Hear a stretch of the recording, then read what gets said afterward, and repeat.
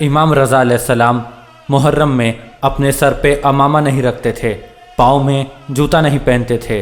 ایک دن مدینے کے بازار سے گزر رہے تھے۔ ایک شخص نے کہا، مولا یہ آپ نے کیا حالت بنائی ہوئی ہے؟ امام نے انگلی کا اشارہ کر کے کہا، وہ چاند طلوع ہو گیا ہے جس نے میری ماں کے سر سے چادر اتار دی۔ مدینے کے لوگ کہتے تھے کہ ہم نے آج تک محرم کا چاند نہیں دیکھا، کیونکہ امام جعفر صادق علیہ السلام کے گھر سے رونے کی اتنی آوازیں آتی تھی کہ ہمیں خبر ہو جاتی تھی کہ محرم کا چاند طلوع ہو گیا ہے۔ دوستوں، جس قالین پر ہم مجلسوں میں آ کر بیٹھتے ہیں کبھی بھی اسے معمولی نہ سمجھنا۔ امام رضا علیہ السلام عزاداری حسین کے لیے دری خود بچھایا کرتے تھے، نوکر ان کے ہاتھوں سے لیتے تھے، لیکن وہ کہتے تھے نہیں، مجھے حسین کے عزاداروں کے لیے انتظام کرنے دے۔ جس قالین پہ آج ہم مجلس کے لیے بیٹھتے ہیں، میرے مولا رضا اس قالین پہ بیٹھنے سے پہلے اسے چومتے تھے، اس پر سے اٹھنے سے پہلے اسے چومتے تھے۔ صحابہ پوچھتے تھے کہ مولا اسے کیوں چومتے ہیں آپ؟ مولا فرماتے تھے، یہ وہ جگہ ہے جہاں فرشتے اپنے پر مس کرتے ہیں، یہ وہ جگہ ہے جہاں انبیاء اپنی دستاریں رکھ کے جاتے ہیں۔ ارے تمہیں کیا خبر ہے کہ میری دادی حسین کے عزاداروں کا کیسے استقبال کرتی ہے؟ امام رضا علیہ السلام اتنی محبت کرتے تھے عزاداری سے کہ محرم کے پورے 10 دن اپنے گھر میں عزاداری برپا کرواتے تھے۔ ایک بار امام رضا علیہ السلام نے اپنے گھر پہ عزاداری کا انتظام کروایا۔ روتے ہوئے امام اپنے نوکر سے کہنے لگے، اٹھ دیبل خزائی کو بلا کے لا۔ یہ ذاکر شبیر تھا، مرثیہ خواں تھا اور شاعر تھا۔ امام نے کہا، جا اسے بلا کے لا۔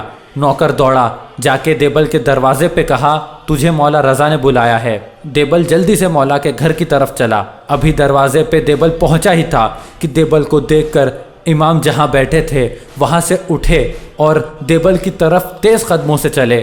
جا کے دیبل کے گلے میں باہیں ڈال کر کہتے ہیں، میری دادی کے مددگار تجھ پہ میرا سلام، اے میری ماں فاطمہ کے مددگار تجھ پہ میرا سلام۔ دیبل کا جسم کانپ گیا۔ امام دیبل کا ہاتھ پکڑ کے مجلس کی جگہ پر لے کے آئے۔ امام نے دیبل سے کہا، دیبل محرم آ گیا ہے، تو نے میرے دادا حسین پہ کچھ لکھا نہیں؟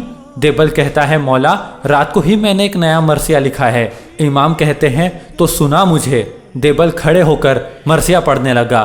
امام کہتے ہیں، رک، کھڑا ہو کر نہ پڑھ، ممبر پہ بیٹھ کے پڑھ۔ دیبل نے کہا، تو مولا پھر آپ کہاں بیٹھیں گے؟ امام نے کہا، میں تیرے سامنے زمین پر بیٹھوں گا۔ دیبل رو کے کہنے لگا، میری جرت ہے نوکر ممبر پہ بیٹھے اور بطول کا بیٹا زمین پہ؟ امام کہتے ہیں، تو ذاکر شبیر بن کے مرثیہ سنا، میں عزادار حسین بن کے مرثیہ سنوں گا۔ دیبل کہتا ہے، حکم امام تھا، تعمیل مجھ پہ واجب تھی۔ دیبل کہتا ہے، میں ممبر پہ بیٹھ گیا۔ دیبل نے مرثیہ پڑھا، عرب کا مشہور و معروف مرثیہ جو آج بھی عرب میں پڑھا جاتا ہے۔ حمد اہل بیت شہید محسن نقوی نے اس کو اردو میں ترجمہ کیا ہے۔ زہرا تیری کلیوں کا صحرا میں بکھر جانا، سجاد یہ کہتے تھے معصوم سکینہ سے، عباس کے لاشے سے چپ چاپ گزر جانا۔ دیبل ممبر پہ بیٹھ کے کہا، میرا سلام سیدہ فاطمہ تو زہرا، تیرے چمن کی کلیاں اور پھول پوری کائنات میں بکھر گئے۔ بی بی میرا سلام تیرے بیٹے حسن کو جس کے جنازے پہ تیر برسائے گئے۔ بی بی میرا سلام تیرے بیٹے حسین کو جس کا لاشا 3 دن بغیر کفن کے پڑا رہا۔ بی بی میرا سلام تیرے بیٹے سجاد کو جسے شام کی گلیوں میں ماں کے سامنے مارا گیا۔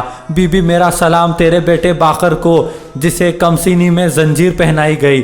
بی بی میرا سلام تیرے بیٹے جعفر صادق کو جسے غربت میں زہر دی گئی۔ بی بی میرا سلام تیرے بیٹے موسی قاسم کو جس کے جسم کا گوشت زندان کی زنجیریں کھا گئی۔ یہ کہہ کے دیبل ممبر سے اترنے لگا۔ امام کی آواز آئی، جلدی نہ کر۔ دیبل نے رو کے کہا، مولا مرثیہ تو ختم ہو گیا۔ امام نے کہا، ایک شعر میں لکھ کے دیتا ہوں اور تو پڑھ۔ امام نے اپنے ہاتھوں سے ایک شعر لکھا۔ دیبل ممبر پہ گیا۔ شعر میں لکھا تھا، زہرا میرا سلام تیرے اس غریب بیٹے کو جو توس میں غربت کی حالت میں دفن ہو جائے گا۔ دیبل رو کے کہنے لگا، مولا مجھے تو نہیں پتا فاطمہ کا کوئی بیٹا توس میں بھی دفن ہے۔ امام نے گریبان کو پھاڑا، رو کے کہا، دیبل یہ تیرا غریب امام ہے جو توس میں اکیلا دفن ہو جائے گا۔ دیبل نے دوبارہ شعر پڑھا۔ یہاں دیبل کا شعر پڑھنا تھا، وہاں مستورات والی کنار اٹھ گئی۔ ایک سفید سرو वाली कनीज रोती हुई मजमे में आई। रोके कहती है, देबल अब शेर ना पढ़ना, जब से तूने शेर पढ़ा है कभी कोई बहन बेहोश होती है, कभी कोई बहन बेहोश होती है।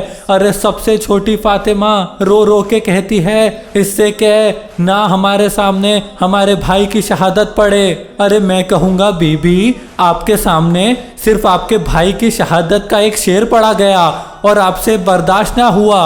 हाय ज़ैनब 70 कदम के फासले पे सर पे कुरान रख के कहती रही, ना मार मेरे 3 दिन का प्यासा भाई, ना मार।